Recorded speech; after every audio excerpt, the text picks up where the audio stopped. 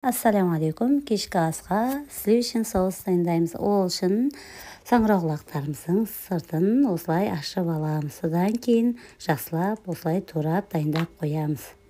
Енді жуамызды төрт-бұрыштап турап дайындап аламыз. Содан кейін тауық етін төрт-бұрыштап турап дайындап қоямыз.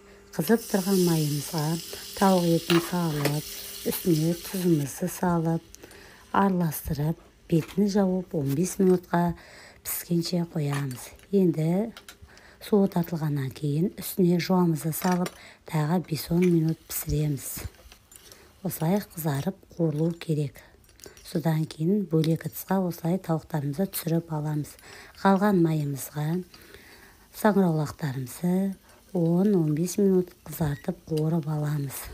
Үстіне тауық етін салып, жақсылап араластырып, тұзымыз бен бұрышымызды салып, дәміне қарай қаймағымызды салып, жақсылап араластырамыз. Үстіне сливкімізді құямыз. Содан кейін сұйылту үшін азғантай су құйып жібереміз.